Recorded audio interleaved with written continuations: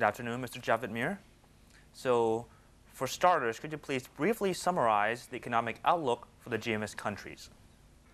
Well, in this conference, we are coming to some common assessment that as we look ahead, GMS countries are likely to repeat the good performance of the last decade, which was, as you may know, in last decade, GMS countries grew at an average annual GDP rate of about 7.5%. The outlook looks pretty positive, and we see that in the next decade also they are likely to repeat that level of economic growth. But it's not automatic. There are risks. Some are global, as you know, the situation in Europe or in North America. There are export-dependent countries in this region. They are vulnerable to some of the slowdown that may happen in those markets.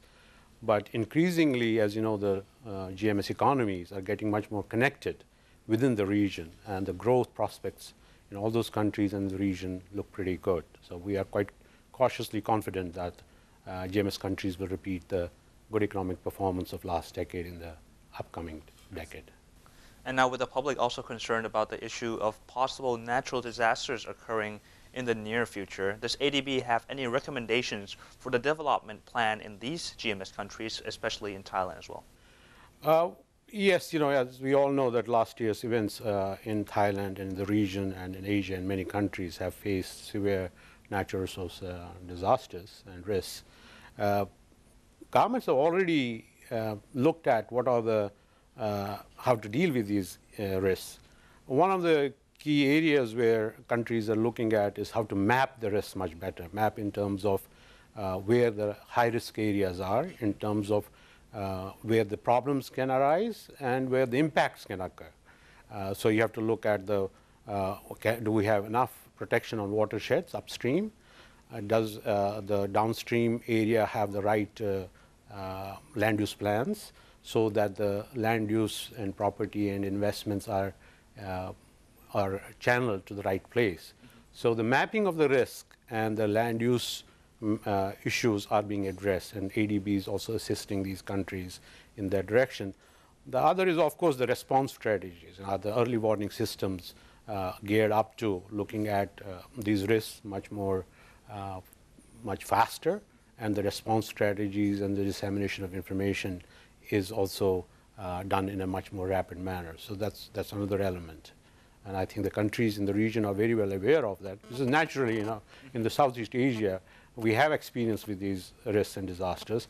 It's unfortunate that in recent years, the frequency and the intensity has increased. So all the more reason for the countries and partners like ADB to assist countries to be better prepared for responding to these risks. The ASEAN Economic Community will become a single production base in 2015. Are there any concerns about this unification, particularly with the countries being in different development stages? Yes, obviously the economic union creates an opportunity, bigger markets.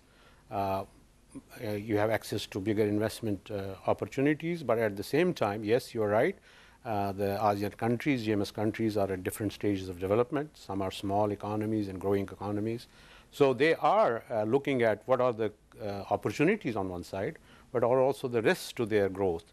And one of the roles ADB and these programs like the GMS Economic Cooperation Program has to facilitate that while they take advantage of the opportunities that may arise, whether it's the integration of GMS economies or the ASEAN Economic Union as such, but at the same time how to minimize the disruptive risks to these developing economies.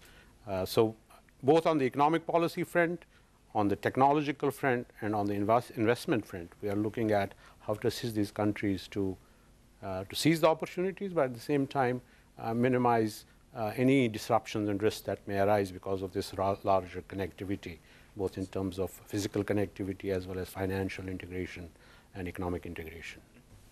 Let's talk a bit about Myanmar as it's becoming flourished with the influx of investment from overseas.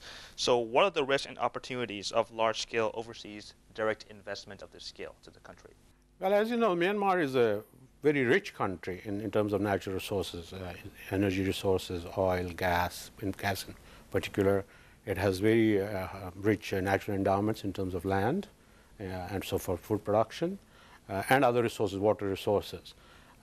One risk is that if investments come too fast, and if the absorption capacity is not there, so you can have what people refer to usually as this natural resource curse, that you get too much investment, too much revenues, but those are not utilized properly in the country, and then you can get inflationary pressures and the negative impacts of that growth. I think the best opportunity for Myanmar is, like any other country, it's not just Myanmar, is to have very sound environmental investment priorities and investment governance management regimes, very transparent investment regimes, so that the investment goes to the right place and for the right reasons. And I think the Myanmar government and other governments in the countries are aware of that, and the role ADB has to help them do that well and do that effectively. So how many projects is ADB financing in Myanmar? And what kind of the criteria are you going to use to consider each project? Well, currently we don't have any investment project. As you know, we had a policy issue in terms of the situation in Myanmar. ADB could not invest in Myanmar, though Myanmar is part of the GMS Regional Economic Cooperation Program, and they have been participating with the GMS countries and with ADB on capacity building issues outside the country. So as and when, and we know the situation is developing, as and when ADB and the country and Myanmar request ADB's involvement in the country, the criteria of engagement will be very similar. I mean, we have shareholders in our corporate strategy, which basically is looking at inclusive economic growth, environmental sustainability, regional integration cooperation. So when we are looking at what kind of investments we will support, they have to be consistent with these strategic priorities and objectives, which are our shareholders' priorities. Myanmar is part of the ADB, as ADB member, so that's what will determine what kind of investments we will support in Myanmar. It has to be, yes, it has to aim at inclusive growth. It has to aim at environmentally sound growth. So those criteria will basically determine what kind of investment we support, what kind of programs we support in Myanmar, as and when that happens.